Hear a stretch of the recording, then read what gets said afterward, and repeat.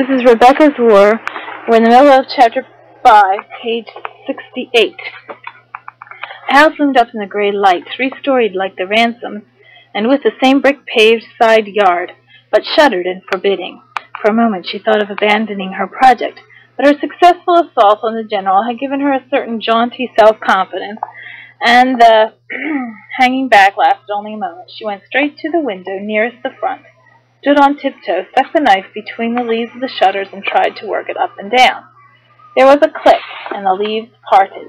She had hit the right window, first try.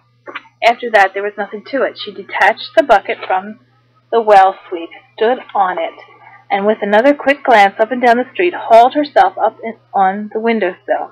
The sash slid up easily, and in a moment she was inside. She pulled the shutter to behind her, and took a moment to get her breath, easy as pie. Now, where was she? Oh, yes, the dining room. The Coburns' kitchen was on this floor, and the storerooms were directly under it. Here we go. She felt her way through the darkened house to the kitchen and down the steps to the storeroom. There, where no one could see her from the street, she lighted a lantern and with heart beating surveyed the contents of the room. There were no hams or sides of baking hanging from the rafters. That would have been too much to hope for. But 7 or 8 barrels were arranged against one wall, and some crocks stood on a shelf above them. She tiptoed from barrel to barrel, peering in. No flour. That was expected, too. Empty, empty. Ah, there was some cornmeal, always useful. 1/3 of a barrel of potatoes. Potatoes were supposed to be bad for your health, but they were filling. She'd risk the health. Empty, empty. She tipped the cornmeal barrel sideways and hastily scooped its contents into a sack. The potatoes were harder to reach, but after some struggling she had them transferred. Now for the crocks. There was a stool in one corner. She dragged it over, stepped up, and began to take down the crocks. Almost immediately she found a real treasure, half a crock of salt. She lifted it down reverently and stuffed it, crock and all, into a sack. Then back again. Empty, empty. But here, oh, Ursula would be pleased. A small crock nearly full of goose drippings. Weren't butter, but they were a whole lot better than nothing. Happily and guiltily, Rebecca surveyed her booty. She wished she had the wherewithal to write a note to Mrs. Coburn, explaining the circumstances, but that would have to wait until she could do it in person. Anyway, the Coburns were Quakers and believed in personal charity. Now, to get out unseen. Puffing, she lugged the precious bundles up to the ground floor, opened a window at the back of the house, and lowered them carefully to the ground. Then, blowing out the lantern, she groped her way to the broken catch window. Peering around cautiously, climbed out, and collected the food stacks from under the rear window. It was a staggering load, but she dare not make 2 trips for fear someone would notice all the comings and goings. Moving as fast as she could manage, setting down the potato sack every few yards, she reached Front Street at last, and 1 hour later the 4 of them sat down to a cozy feast of boiled potato, well salted and drenched with drippings. Later, Rebecca lay in bed and smugly planned future expeditions. Things were looking up. Germantown, Chapter 6. Before dawn the next morning, Rebecca was awakened by gunfire. She sat up, heart in her throat. Another skirmish? It was hard to tell. The noise had a muffled quality, yet it seemed close. She slipped out of bed and went to the window, fumbled with the shutter catch, and pushed open one leaf. It was still pitch black out. "What is it?" Amelia whimpered from the darkness, and as Peter came awake with a grunt, he started to cry. "Hush, it's nothing, just another skirmish. It'll stop in a minute." She pulled the shutter to once more, but it didn't stop, and half an hour later it was joined by more musketry, spreading north like a lighted powder train, and then the boom of cannon. It was no skirmish. It was no Brandywine either, a comfortable 25 miles away. That was a major battle on their doorstep. Across the hall, Captain Gargill's door creaked open. "Stow! Get in here! Where the blazes are my boots?" Moments later, the 2 of them tore down the stairs and the street door banged behind them. "Becky, I'm scared." Amelia's voice cracked and she started sniffling, and that set Peter off again. "I'll light a candle," Rebecca said. Though they were short of those as well as everything else, it won't seem so bad with a light. She fumbled for the tinderbox, but her hands wouldn't work properly, and it took 10 or 12 strikes to get the wick of their tallow dip to burn. She climbed back in and took the younger children in, one in each arm, and they snuggled down together until the shivering wore off. Slowly the black line around the outside shutters turned gray, and still the rattle and roar went on. When Rebecca went to peek again, she found that visibility had not much improved, for yesterday's mist had turned to fog. That accounted for the muffled quality of the firing. There were voices in the street now. "Do you hear it? How far off do you think? Here come some troops now. Lieutenant, what is it? Have the rebels attacked?" The tramp of military feet masked the lieutenant's reply, and soon other sounds emerged from the fog. Carts and caissons rumbled past. Horses clip-clopped or clattered, depending on the rider's urgency. Harness jingled. Voices barked orders. It all had an anxious, desperate sound to it, and it was easy to deduce that Howe's troops at Germantown had been surprised, that Cornwallis was rushing reinforcements to the sound of their guns. "Is Tom out there, do you think?" Amelia asked, voicing a fear that Rebecca herself was fighting off. "Do you think Tom is fighting today?" "Oh, I don't know. I don't think so," Rebecca lied. "He's much too green a soldier to be pushed into battle. I'll tell you what. I'll read from the book." She fetched her mother's Bible from the mantel and turned to Psalms. There was always something in Psalms to distract you, as this sounded promising. "God is our refuge and our strength, a very pleasant present help in trouble." Sure enough, Peter was soon yawning and squirming and complaining that he was hungry.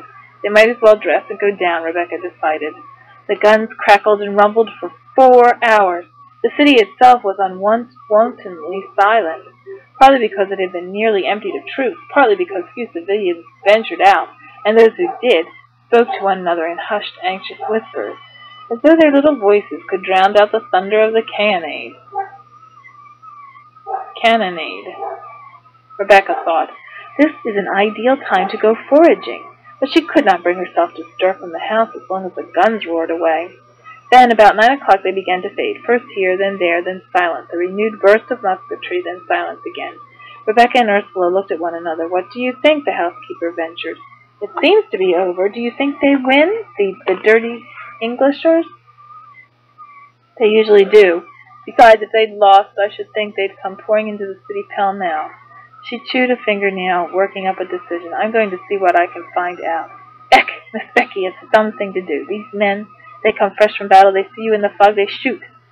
I really think I'd rather get shot than go on not knowing." Rebecca drew her shawl around her and went out by the way of the kitchen. She had hardly opened the yard gate, however, before she heard something that stopped her in her tracks. A faint, eerie sound, a kind of keeling wail. It came louder, was joined by the clomp of horse hooves and the creak and rumble of carts. Then, like an apparition, a figure appeared out of the fog. A smoke-smeared figure in a grimy red coat, wearing an immense collar of white and red. She put a hand to her mouth. "The wounded!" The man with the neck injury was followed by another of the walking wounded. Then the first cart appeared. "Oh!" the men groaned helplessly. "Oh!" One man, who seemed to be in charge, stopped the carts and said, "This will suit admirably. Break the lock. Casement." A soldier appeared, smashed the lock of a small store, and pushed the door open. "Start carrying them in, orderly. Here, Casement. Open me this next shop, too." The men in the carts were mostly Highlanders, and almost the first one Rebecca saw was Donald. "Oh, no," she said out loud. "Oh, not him." They knew Donald. He was kind and kind of joking and teased Amelia. All that ought to have been enough to keep him safe, oughtn't it? The orderlies laid hands on him. "Not in that grimy little shop. In here, in our house. We'll take care of him." That's what she wanted to say, but the words came with terrible slowness, and in the meantime the orderlies took a look at him. "This one won't do," they said. And the others said, "Right." And they heaved him out of the cart and plopped him on the brick pavement and went back for the next man. Her feet carried her across the street where she stood looking down at Donald. He was all red down one side, and his eyes stared idly at the shop sign overhead. "Donald?" she said. "He's dead, miss," said one orderly. "And begging your pardon, but this is no place for a lass." "Filthy rebel swine," he added without rancor, and went on with his work. She turned away lightheaded. Tom, she thought. Suppose it were Tom. If it was like this for the British, with their professional system and their experienced surgeons, what was it like to be wounded on the other side? If she only knew for sure that he was with Wayne. But who could tell her? How could she get word to them? Through the prisoners, she thought. There's sure to be some prisoners. She began to run, down front to Walnut, up Walnut to 6th Street, where the new prison stood. She had guessed right. There was a ragged line of Americans waiting before the door, clad in the familiar tatters and shivering in the dank chill. One man, whose sole garment was a blanket wrapped around him and held in place by a leather belt, seemed to be in charge. Heads up there, New Hampshires. Don't let the lobsters see you crawl. No talking, growled the redcoat who was guarding them. He menaced the blanketed man with his musket butt. Some rebels. Rebecca waited until the guard had walked a few paces off, and then she whispered to the blanketed man, "Were you with General Wayne?" "Us? No, we were in Sullivan's division. I'm trying to find my brother. He's with Wayne, or we think he's with Wayne." "No talking there." "Well, there'll be some Waynes along soon, miss. Just you keep trying." The guard burst between them and gave the blanket man a shove. "I said no talking, mate. And no talking is bloody well what I meant." The soldier peered round him. "If you could get us some linen for bandages, miss, and some drinking water." The guard clouted him with a musket butt and knocked him down. "Would be very much appreciated," he continued, prone, and rolled up out of the way of the second blow. And because he enjoyed tormenting the guard, he added needlessly, "Some of the men are wounded and ought to have—" The guard really attacked him then, kicking furiously at his mouth, and Rebecca ran away before she caused more trouble. Bandages and water.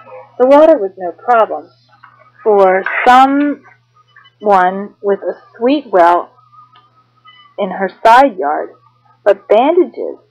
Since the war started, General Washington had been sending out pleas for blankets, pleas for sheets, and other linen. Just the day before, Cornwallis arrived. The general's own aide rode into town with an order to requisition everything he could find. The Ransons had given, lavishly and proudly at first. Later, with miserly doling out of one item at a time. There were exactly 6 sheets left, and 4 of those were her mother's lovely Belgian ones, with inset strips of Brabant lace. "I'll give the plain sheets," she thought. "No, I'll give one of the plains. They're sure to ask again."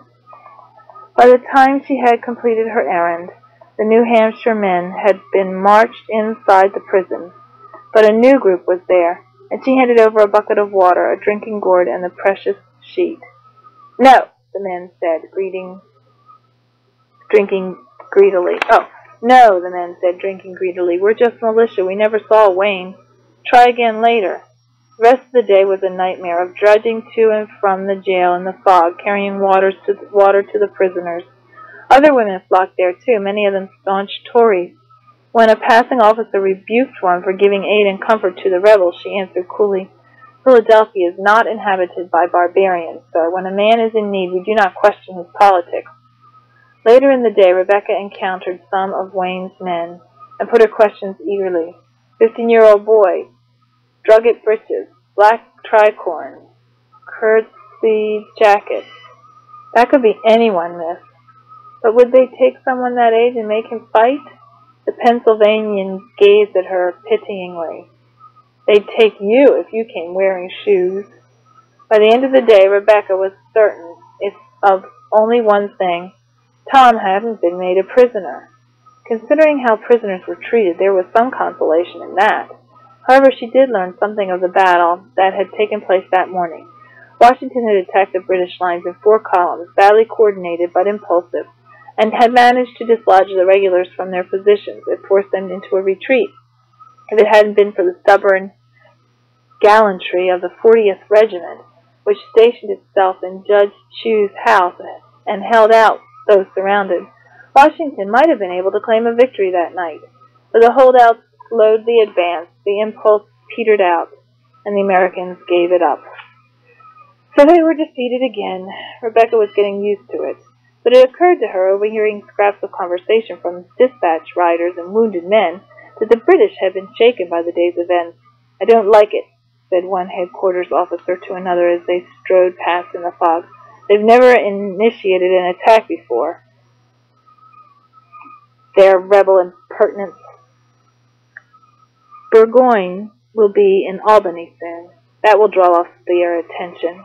The city was filled with wounded. The hospital had long since been crammed with convalescents from the Brandywine, and inefficient desperation. The surgeons turned to whatever buildings were at hand. The stores on Front Street, a sugar refinery, the First and Second Presbyterian churches, the 2 German Lutheran churches, the public theater south of town. Soon the moaning turned into screams as the amputating began. By dusk, the little shop hospitals across the street were silent again, and the Ransoms went to bed. The younger ones fell asleep directly, but Rebecca could not close her eyes without seeing Donald. The terrible wound, the indifference of his dead gaze. Then, just as she was finally dozing off, Peter half woke with nightmare and had to be hugged and soothed, and then it was Amelia, and when Rebecca finally did fall asleep, she was plunged into nightmare herself. Donald was holding out his bloody arm for her to eat and saying, "Look, it is no but once or thrice, twice or thrice in a year. Clump, clump, clump." She opened her eyes and lay rigid, still in the grip of awfulness. "Clump, clump, clump! Open up in there!" "Drat that Cargill pig," she muttered, pushing herself out of bed. She was reeling with confusion and had to shake her head to clear it, so that she could find and release the shutter catch. She leaned out the window. "Of all the nerve," she whispered hoarsely at the dim figure below. "After the day we've had, to come—" She stopped. It wasn't Captain Cargill at all, but a tall, thin civilian who removed his hat and said, "I regret exceedingly the necessity of rousing you so late, miss, but my errand is urgent. I must have accommodation immediately. We already have an officer billeted on us. So I have been given to understand, but Captain Hargreaves assures me that there is room for one other under emergency circumstances." "Yes, but my master has been gravely wounded, miss, and has already gone too long without proper care. I must insist, really."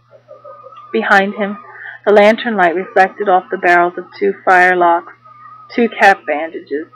Rebecca sighed and went downstairs. By the light of the lantern she could see that the newcomer wore livery of some sort, and that his hair had in some recent time been powdered. But he was rumpled and muddy, and he wore riding boots, which didn't fit with his servant's garb. He brushed past Rebecca gracefully, but with extreme haste, and was up the stairs, opening the doors before she could catch her breath. Rebecca dashed after him. "You'll have to put him in Stowe's room," she said, indicating it. But he paid her no more mind than Captain Cargill had. "Bring up the baggage, Burkett," he called down to the soldiers who had followed him in. "The front room." And to Rebecca he added swiftly but implacably, "Indeed, I am truly chagrined by this, miss, but the children will have to be removed." "But they're asleep!" she cried, outraged. "Just so. Burkett, carry the children across the hall. There is a smaller room to the back." He strode swiftly to the window and peered out. "Hurry, they're coming now." Burkett, a stocky, amiable-looking young man, deposited a pack saddle and a pair of saddlebags, just like Captain Cargill's, on the floor of Mother's room, and picked up Amelia. She was already half roused, and that brought her the rest of the way, crying out. "I'll take her, you bully." Rebecca gathered her sister into her arms and let her cry. The same with Peter when he came, whimpering from his sleep a moment later. A hand in the small of her back propelled the little trio out of Mother's room just in time to see the injured man carried up the stairs on the shoulders of 2 brawny grenadiers. He lay sprawled on a shutter torn from some house somewhere, and a free dangling arm bounced with the movements of his bearers. He turned out to be beardlessly young, perhaps 19 or 20, though his eyes were half open. Nothing showed but white. Rebecca could not stop herself from taking a closer look as he swung up over the banister. The arms and legs seemed to be all present and accounted for, but his front, from chest to groin, was a mass of bandages sopping with blood.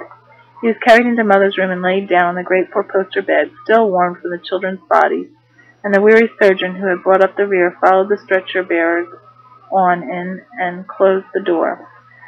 The servant lingered. "My name is Fitch, miss. I do assure you Mr. Frederick would not wish to occupy your premises a moment longer than is utterly necessary." "Yes, and how long will that be?" she retorted lamely, for the sight of the wounded boy had rather neutralized her. "I fear not long. Mr. Frederick is suffering from a stomach wound and is not expected to recover. Good evening." The door closed behind him. The stretcher-bearers emerged and clumped down the stairs. Burkitt took up a stand at the top of the stairs and stared blandly at the wall. It had all happened so fast that Ursula had not even awakened. Death watch. In the end, it was the garret room for them rather than Stowe's. Rebecca wanted to get as far away from possible from the bloody horror in Mother's room as she possibly could. Burkitt helped her retrieve the trundle from under Captain Cargill's bed and carry it up the steep ladder to the garret floor. There were no blankets left, but a hasty search of the house produced some cloaks and shawls and an old pea jacket of Captain Ransom's, and the three of them snuggled down under the pile to finish out the night. Rebecca's last thought before plunging into sleep was, "I wonder how long it will take him to die." She woke up feeling an unfamiliar warmth, a delightful, comforting warmth. What was this place? Drowsily she stared up at the rafters and knee braces overhead, at the brick chimney running up the wall, at the morning light streaming in through the shutterless dormer window. Oh, yes, the garret room. But what was that strange warmth? At first she was too sleepy and comfortable to stir, but in a moment Peter awoke and began to thrash about. And that aroused Amelia, who cried and wanted to know how they had gotten into the garret. And so it was simpler just to rise. Rebecca reached out to the chimney and touched the brick. So that was it. The wounded officer's servant must have a fire going downstairs. Please, she leaned closer and laid her cheek to the brickwork. Instantly she heard sounds, soft and helpless. Oh. The wounded man. She drew away, shuddering. "Please, God, let him die quickly," she begged. "Don't let that go on." Ursula was stirring next door. Better acquaint her with the new state of affairs and get all the indignation over with. 15 minutes later, still unkempt and unwashed, because they had no basin in the garret, the Ransoms crept down the ladder to the second-floor hall. Burkitt sat dozing on a folding leather camp-stool under a framed engraving of the Centurion and the Covadonga, but there were no other signs of life. Stowe's door stood open and the room empty. The deathly silence prevailed. "Who's he?" Amelia demanded in a hoarse whisper. "I never saw him before. What's he doing here?" "Shh! That's the new officer."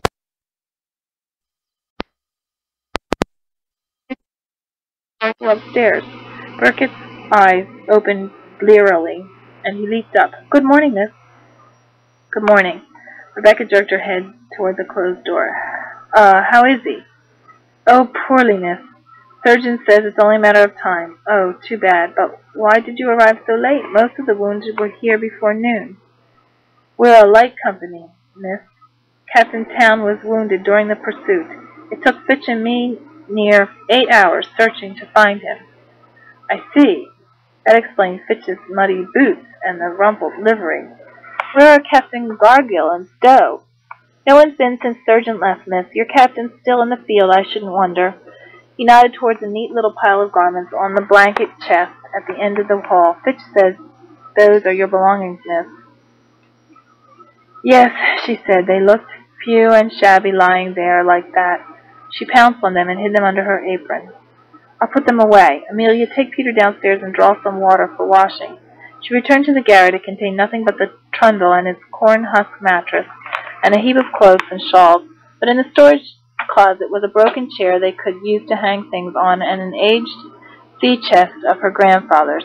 One end was stove in, but it would do temporarily. She dragged them both into the garret room and laid away their meager collection of stockings and kerchiefs and aprons. All this brought it home to her forcefully that, once again, willy-nilly, a king's officer was in possession of the drawer with the secret. What if Fitch, in storing his master's belongings, should happen to press the catch? But no, she wouldn't borrow trouble. She would wait sensibly until the wounded man died, then repossess the room without fuss. What she had to worry about now was Tom and food, and since the latter was more immediate, she spent the day foraging and taking the children with her. She didn't particularly relish the idea of their being in the same house with that man and his moans anyway. Maybe by nightfall it would all be over. But when they came dragging home in late afternoon, no kilted Donald to relieve them at the sled rope, with nothing to show for a long day but a few sticks and a half-decayed pumpkin, the situation had not changed, except that there were more people in the house. Heck, all day the house is gilt with Englishers. Gefilt with Englishers, Ursula reported in disgust. They come to see the one who is to die, and the servant, he says to them, they cannot see the man. But do they go? Nah, they stay. All day they stay. Bah! Rebecca, who had come in by way of the kitchen, crept up the stairs and peered out at the hall. Ursula was right. The place was a cock-a-block with scarlet. Very young scarlet for the most part. Ensigns and lieutenants. They tiptoed up the stairs, conferred in hoarse whispers with Addison, the captain's orderly, who had relieved the batman of standby duty, came clumping down again, and ended up in the parlor, gossiping under the watchful eyes of Grandfather Ransom. And there they remained, as though it were indecent to leave in haste merely because one was not permitted to view one's dying friend. And so it went, day after endless day. The dying man lingered on, unseen behind the bedroom door, while his visitors congregated in the parlor. Surgeon Gillespie came and went at all hours, muttering to himself, remarkable constitution, pity, really. The captain was in daily attendance, as it were messengers from General Cornwallis, Brigadier Gray, Colonel Ogilvy. Burkitt and Addison alternately lurked in the upper hall awaiting orders.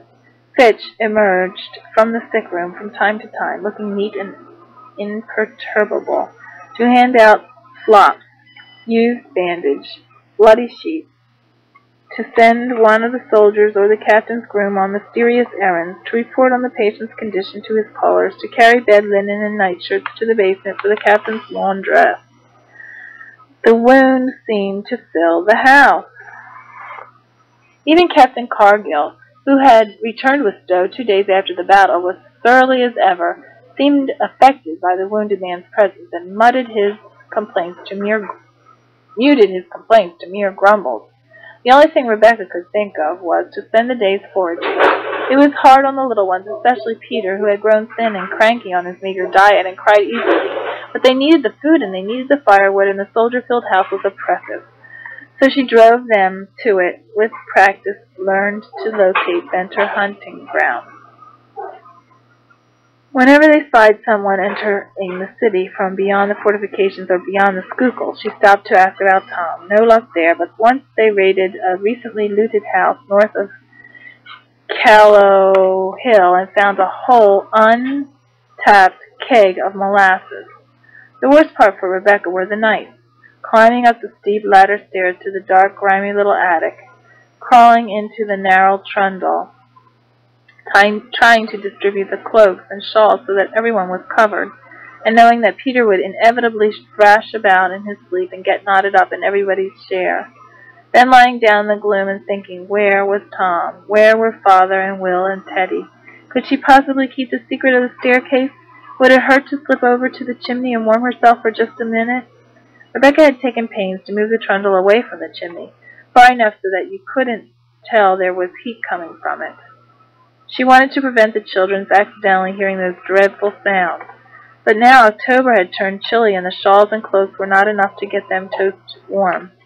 It was temptation, once the children were asleep, to creep out of the bed and huddle by the brickwork. Sometimes she heard, oh. Sometimes were a few slurred words. Fish, where are we? Philadelphia, oh. Sometimes there was only silence, or perhaps Fitch's measured footsteps. When did he sleep, she wondered. Why didn't the poor man die? Why did it have to go on like this? Meanwhile, Philadelphia was in a state of siege. To the north lay Washington's army. When the devil is the blighter going into winter headquarters? The officers in the parlor demanded of one another, and to the south, on the lower river, were the obstructions across the channel, covered by Forts Mifflin on the Pennsylvania side and Mercer on the Jersey. Below the bar, unable to sail upriver, lay the desperately needed supply ship. Roads to the west were patrolled by roving militia, who prevented farmers from bringing their produce to the city. And the Jersey bank of the river was likewise under rebel surveillance. Food was desperately scarce and rapidly getting scarcer. The ransoms were by no means the only Philadelphians foraging for their meals. Mr. Galloway had been appointed chief police magistrate, and he in turn appointed members of a strong force to watch men who were supposed to patrol the city, prevent looting, and turn up privately hoarded supplies of food. All persons who had in their keeping stores of provisions belonging to the rebels were ordered to report them immediately. Some houses were publicly searched, and other provisions were distributed to the poor. "What about us, Rebecca?" Amelia said in Rebecca's ear. "We're pretty needy, aren't we? All we have is that awful corn mush and molasses. Can't we get some provisions?" "No," Rebecca said shortly. "I won't be beholden to that man." She held Joseph Galloway personally responsible for Tom's running off. "We'll just have to be a little hungry, that's all." It was mid-October by then. The chill had turned into glorious blue Indian summer weather, with the sumacs and the maples aflame, dry leaves to swish through underfoot, cedar waxed wings stripping the last of the crab apples. It was easy to be jaunty, even about hunger. But when they got close to the house again, did Rebecca's spirit begin to fail her. "Oh, please let it all be over," she prayed as they let themselves in through the side door. At her first glimpse of Ursula's face, she thought it was all over, but not quite. "He's there, the surgeon," the housekeeper said, jerking her head. "All day he's there. They think now at last he dies." To her own surprise, Rebecca felt a pang. Of course the end had been known from the start, but the patient had fought it off for so long that one couldn't help secretly rooting for him, even while one prayed aloud that he would die and be out of pain. "Well, at least he won't suffer any more," she said soberly. "I think I'll go see what's happening." Twilight had fallen, and it was shadowing in the hall. Rebecca slipped out the door and lurked under the stairs, listening to the male voices from the parlor. Overhead, a door opened and closed, then deliberate footsteps clumped, clumped, clumped down the stairs. The surgeon. He poked his head in the parlor door.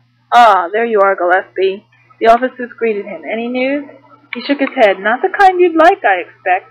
The lad can't last the night." The normally chatting young officers fell silent. After a minute, one ventured. "Not a hope, I mean to say. He's lasted all—" "None," said the doctor firmly. "It's a bloody marvel he's held on as long as this. Well, I have other patients." He nodded to them, accepted his cloak and tricorn from the Batman, who had mysteriously appeared and departed behind him, and left the house in more silence. At last someone said, "Poor little Fritz," and someone else added, "Put up a jolly good fight for it all the same," and a third added something about everyone having to go sometime, and the ice was broken. In a moment they were all chatting away in their usual fashion, and the way they spoke of Captain Pound, he might have been dead already. In her dark corner, Rebecca digested the news, not official. "I'm glad," she told herself firmly. "Now I'll have Mother's room back. I can get to the papers whenever I want, and everything will come out all right. Besides," she added to herself, "he did suffer."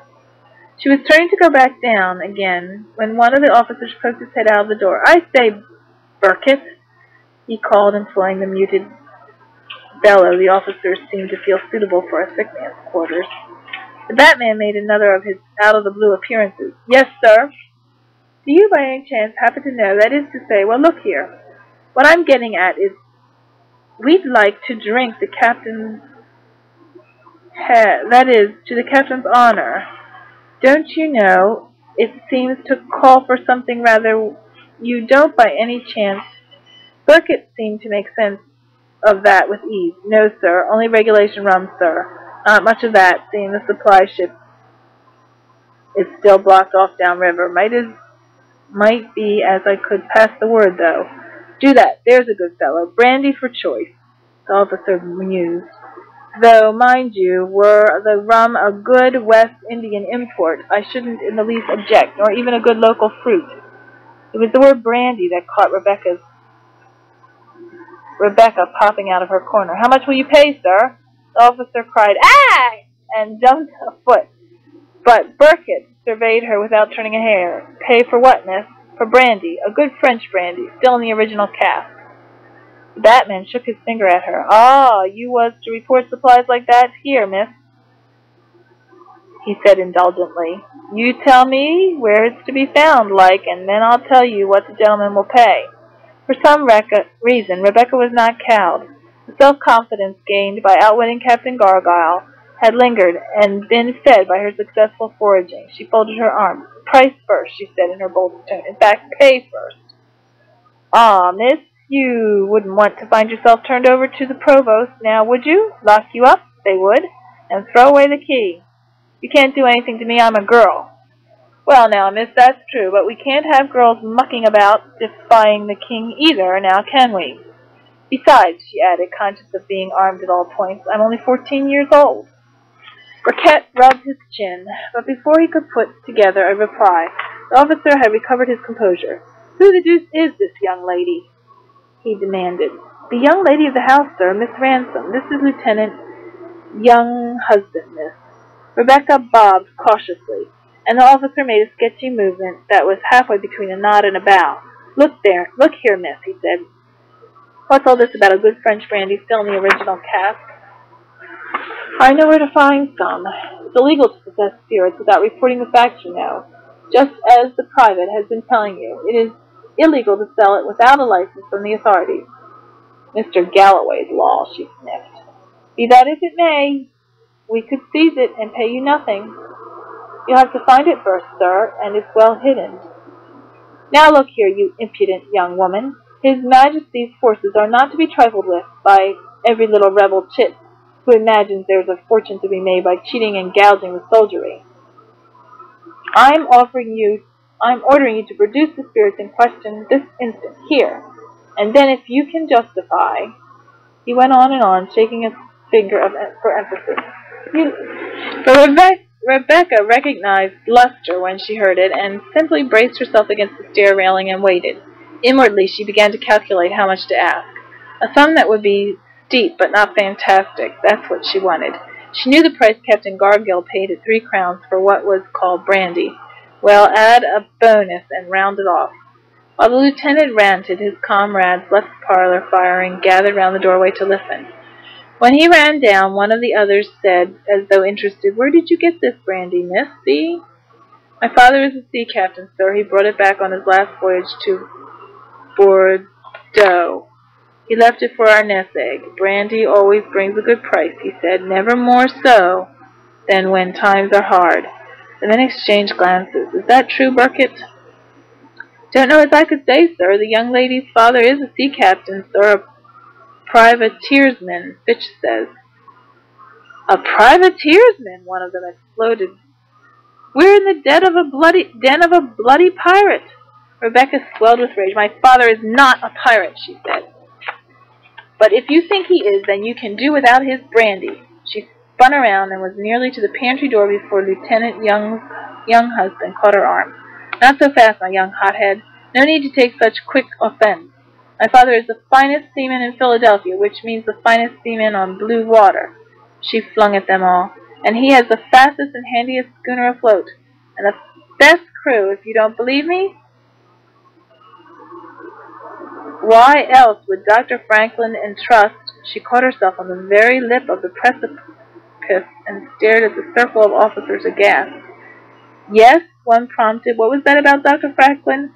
"Why, last year," she stuttered clammily, the doctor, my father carried—" She stopped, unable to invent further. "Carried dispatches?"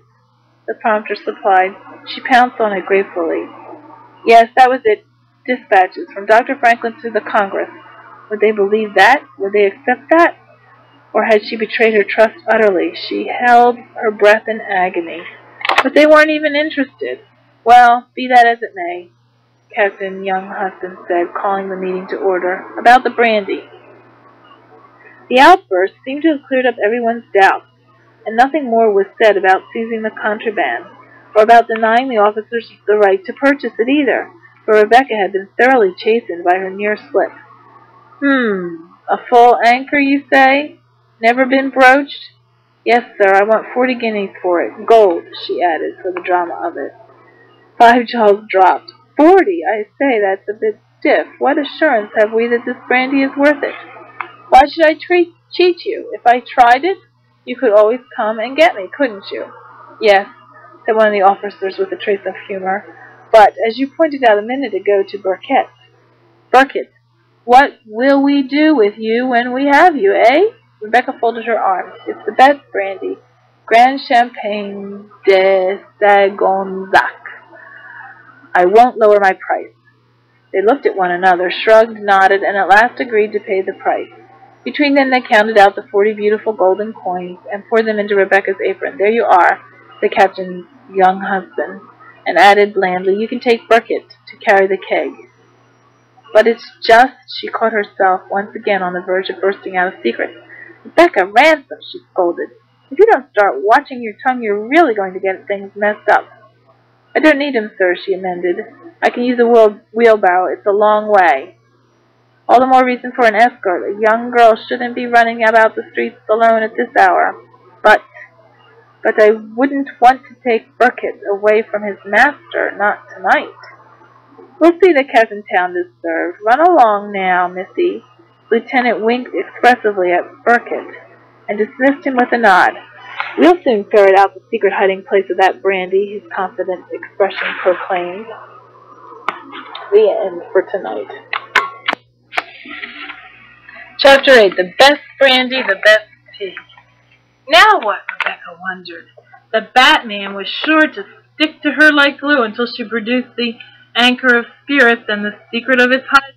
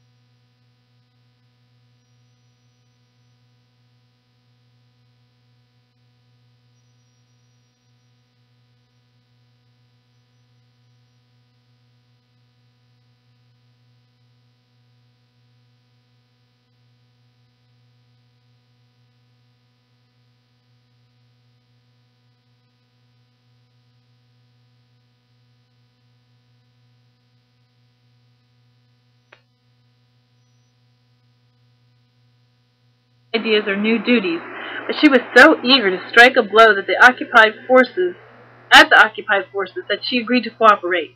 Rebecca repeated the instructions once more, and then, just as the children came clumping in with the water, escorted the cloaked housekeeper up the stairs to where Burkett waited. Ursula thinks I ought not to go out at this hour, she explained glibly, so she'll go with you and fetch the brandy. Burkett seemed not at all displeased at the substitution. Ursula was a rather handsome young woman and began to chat amicably before the pair were out the door. Please, God, don't let her get it wrong, Rebecca prayed feverishly.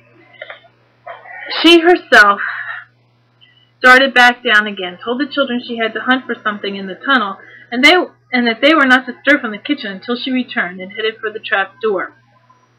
2 minutes later, she was standing before the first of the wine casks, examining it in the light of the lantern. Now, how does it open? She asked herself aloud. She remembered the day that she and Teddy had stood here and watched her father. Teddy and Will show how the anchors, her father, Teddy, and Will stow away the anchors. There was a trick to the catch, and Captain Ransom had stood over the two of them until they mastered it.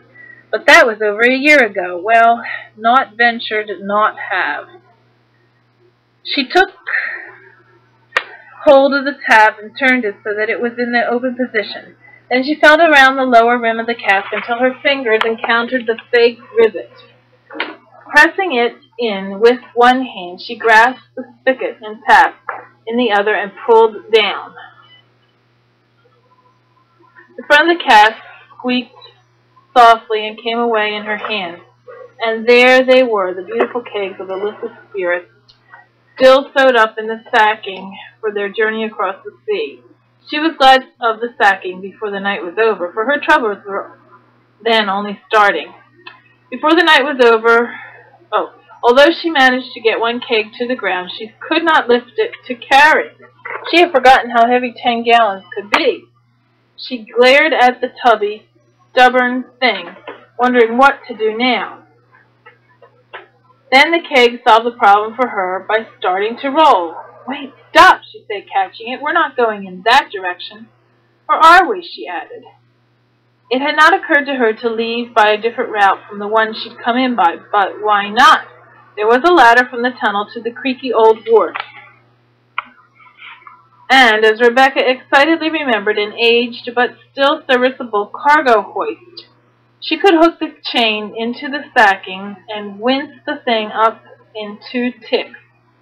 Rebecca was not the sister, daughter, and granddaughter of seamen for nothing. She released the keg and let it roll all the way downhill to the Delaware. But once on the wharf, she faced a new problem, getting to Market Street and 2nd, where the meeting house was. 2nd, uphill from King Street. 2nd was uphill from King Street. She gazed around her, stumped. It was pitch black, but by now no moon, and since the occupation they had given up lighting the street lamps. And except for the lights from the Crooked Billet Tavern 2 blocks away, there was no sign of life. The Delaware leaped eerily at the pilings under her feet.